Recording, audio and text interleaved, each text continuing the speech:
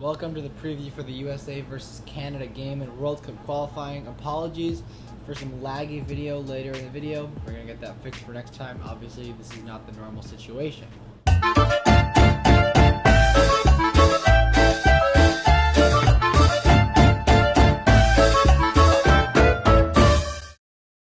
My name is Alex and welcome back to my YouTube channel. Don't forget to follow me on TikTok, where I'm going to do live streams quite often, and Twitter as well for other frequent information.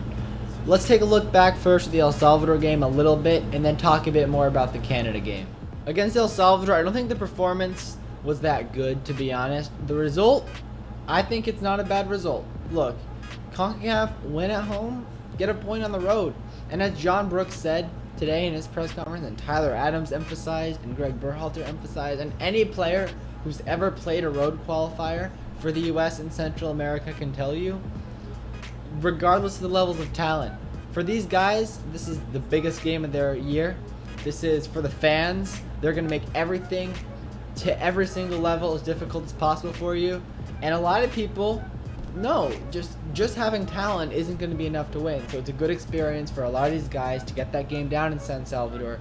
And that experience, maybe they're going to grow, and maybe in the future they will be able to actually pull some wins out of some of these Central American teams in the very near future, maybe even later in this cycle, maybe even later this week.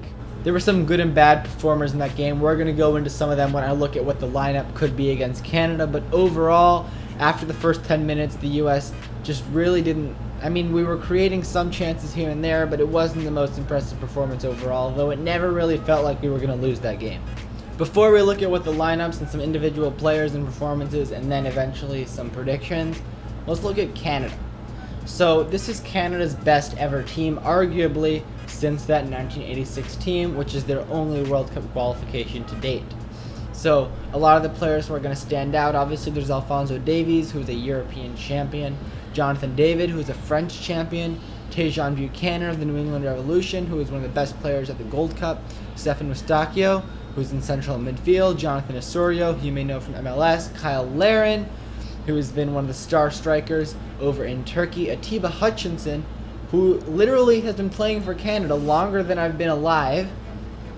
He's still playing. He's going on 40 years old, but he's still going strong and playing for Besiktas. So look, this is a Canada team that more than ever before has a lot of European experience. Of course, Junior Hoylett is another guy who's recently started playing with that team not too long ago, who now plays for Reading. And look, Sam Piet, Milan Borjan, there's experience all throughout this team. And this is a Canada team that can really threaten and is on paper probably the third best team in CONCACAF. Other than, of course, maybe Jamaica. But that's up for debate. So Canada usually play with a 5 at the back. They have really quick wingers. Now, Alphonso Davies is usually on the left, Tejan Buchanan either as a wing back on one side or on the right wing. So between those two, pace is really their threat down the wings. And overall, they're just a very threatening team on the counterattack. Canada are also an unpredictable team in the way that they play. Their players like to switch wings. They're pretty interchangeable. Their midfield, they're very interesting and creative, but there's a couple different guys and a couple different looks that their midfield can take. So we don't really know how this team is going to look and line up and how they're going to go at attacking us. So it's a really difficult team to predict. Either way, I expect that we'll have a good game plan. Enough about Canada. Let's take a look at the U.S. lineup. So this is what I predict will be the lineup. Now, you'll notice here I went with a 4-3-3. Right off the bat, I think there's a very good chance it is a 3-4-3, which would probably mean that Walker Zimmerman goes into that back three, and probably no Kellen Acosta, Tyler Adams, and Weston McKennie as the double pivot. I think that kind of a system is arguably better for Dest and Robinson, who are both very good bombing forward. They both play as wingbacks for their clubs. I think it's also better for Christian Pulisic. He can roam around a bit more behind the striker. Conrad De La Fuente, I have him starting on the right here. He obviously played the first game. I think that was a bit of a surprise. And I think he actually played quite well in that first game against El Salvador. Had a couple chances. Obviously didn't really find the target, but looked quite good when he had the ball. He's been very good for Marseille this season with 2 assists already. Josh Sargent, I have him down as the striker. Not because I would play him. I would start Ricardo Pepi in this game. I know, hot take, but honestly, Sargent's not really doing what we need him to do right now.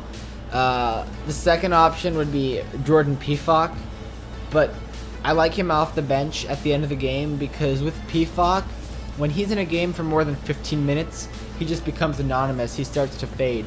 As we saw in the Nations League final where he did have to play whatever, like 70 minutes or something because the game went to extra time, he really kind of disappeared in that game after a couple of minutes and didn't really do much at all. For the midfield, I think Adams and McKennie picked themselves. They really do have to play, and I really do hope that Tyler Adams gets the armband again and he can be our permanent captain. Kellen Acosta, I think, comes in as the third midfielder. Brendan Aronson playing the midfield was a bit of a surprise in the first game, especially over Gio Reyna. It didn't really pay off. I don't think it worked very well. Obviously, he was put there for his pressing because of the way that Salzburg plays in the system over at Red Bull, but it didn't really pay off to play him in the midfield. Kellen Acosta came into that game, and he did have to move to right back because DeAndre Yedlin was just completely gassed. But, I mean, Kellen Acosta is better in the midfield. I think he was good when he came into that midfield as an 8 in that El Salvador game, so I like him here. I don't mind Sebastian Lletget. I honestly might even prefer Lletget, knowing that we're going to need Acosta to go all 90 minutes in Honduras. But either way, I think one of those two is second 8. Now, a lot of you are going to be wondering where the heck is Gio Reyna. As of recording, Sam Stejskal says he did not train with the team today. So there's a very good chance, more than likely, he's not going to be playing against Canada. Now, by the time you're watching this, you may already know if he's either been ruled out or if it was just a precautionary thing.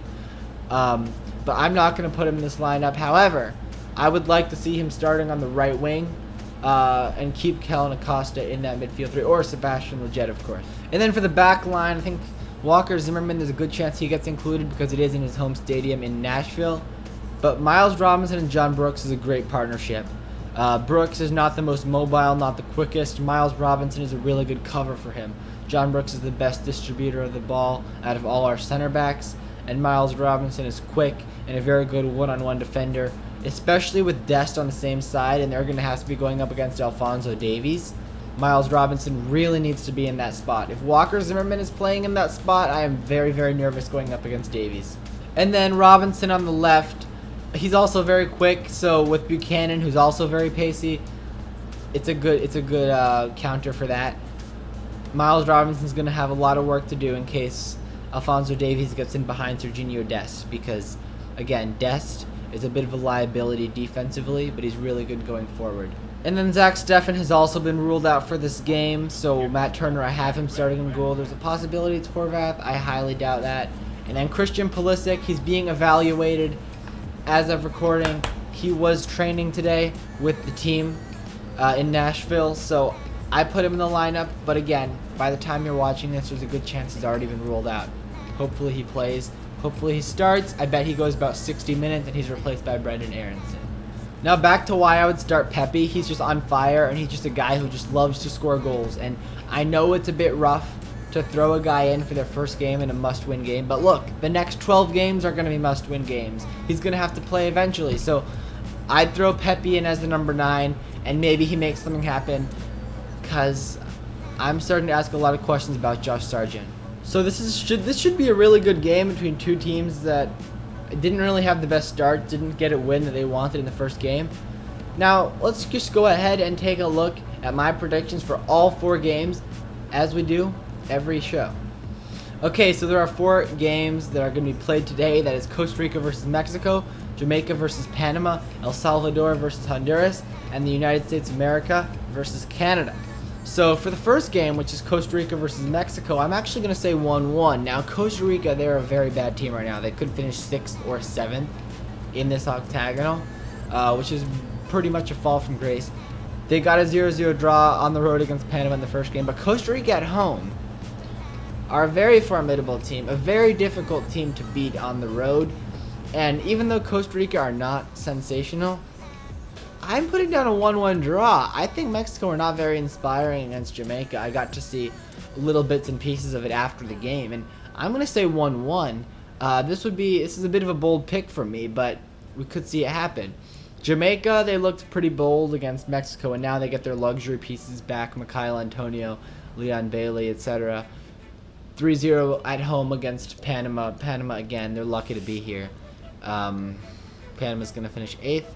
And I'm going to give this one 3-0 to the Reggae Boys. And then El Salvador versus Honduras. This is one of the best rivalries, if not the best rivalry, beyond U.S. and Mexico in this region. I'm going to say 2-2. El Salvador getting another home game. Going to get the crowd excited. And this is always a fun game to watch, El Salvador versus Honduras. So, yeah, 2-2. I think El Salvador gets another point, and they stay unbeaten. And then U.S.-Canada, this could go a lot of ways. This could be just squeaking out a 1-0 win for the U.S. This could be a 4-1 win. Especially if Gio Reyna's back, I'd expect that, like it was last November 2019, the last Nations League meeting. But I'm going to say 2-1. I think that the U.S. is a better team overall, but Canada's probably going to find the net. I mean, this will be the first time that Matt Turner's conceded against official FIFA opponent, which is mind-blowing, if he does concede, of course. But yeah, I think the U.S. is going to grind out a 2-1 win. I think the U.S. is going to have to grind out a lot of results, because look, at the end of the day, the performance isn't what matters. Did you get 3 points? Did you get 1 point? Or did you get 0 points? Because at the end of the day, when we get to March 2022, the question isn't going to be, did you play beautiful soccer? Did you get 35 points? Doesn't matter. Did you qualify? Or did you not qualify? That's what it all comes down to. And if it means grinding out results, that's what we need to do. And win at home, draw on the road. We need to win at home. We need to win this game, guys. Otherwise, we're in a lot of trouble. So, yeah, this is a big game. This is the biggest game so far. Every game is the biggest game at the moment. So that's all I have for you guys today. Make sure you're following me on TikTok, because that is where I'm going to be doing lives quite often. Maybe a little quick pre-game one, though I doubt that will be this time, but definitely something after the game. I can guarantee you for that. So follow me on TikTok. And of course, follow me on Twitter, because I do also just tweet out stuff all the time. So that is all I have for you guys today. Don't forget to like the video and subscribe to this channel. I will see you guys next time.